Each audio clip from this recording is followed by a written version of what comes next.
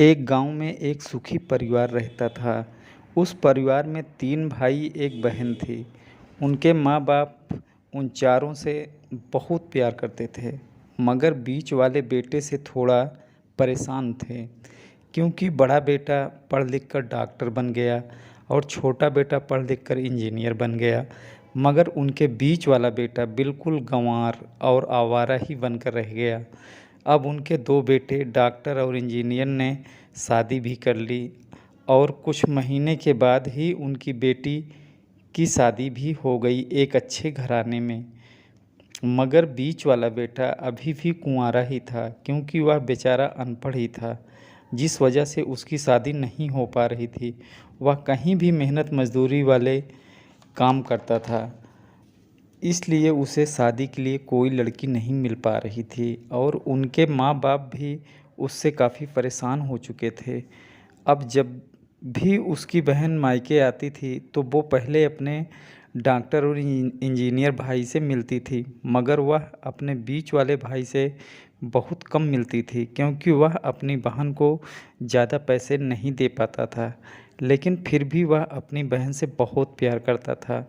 अब उनके पिताजी के बीच वाले बेटे की शादी किए बिना ही मृत्यु हो गई। तब उसकी माँ ने सोचा कहीं किसी के मुंह से बंटवारे की बात न निकले, इसलिए अपने ही गांव की एक सीधी साधी लड़की से गंवार बेटे की शादी करवा दी और शादी होते ही न जाने क्या हुआ। अब उसका अनपढ़ बेटा मन लगाकर काम धंधा करने लगा और पहले से कहीं ज़्यादा मेहनत करने लगा।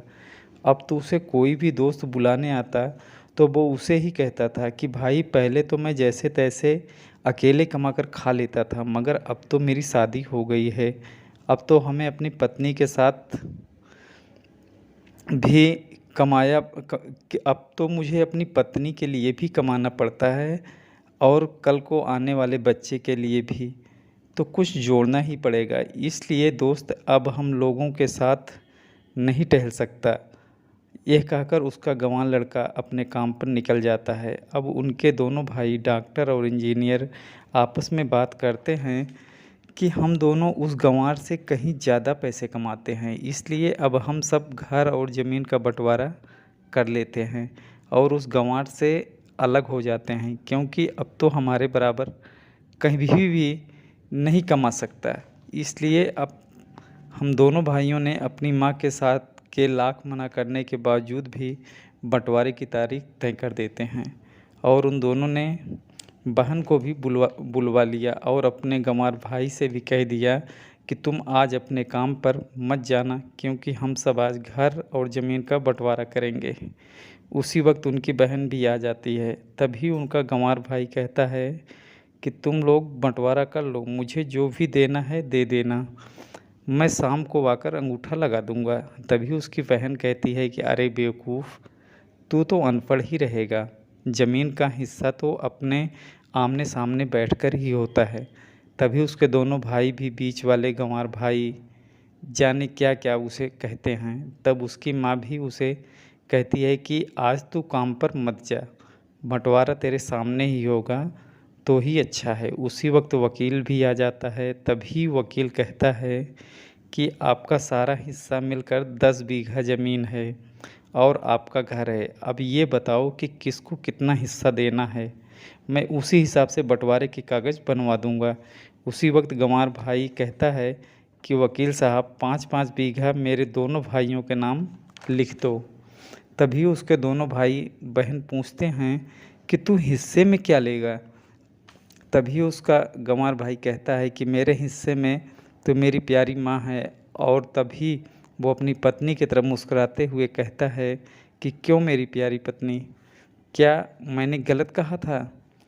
क्या उस गंवार की पत्नी अपनी सास से लिपट कर कहती है कि माँ, ये बड़ी वसीयत, माँ से बड़ी वसीयत कुछ भी नहीं होती है।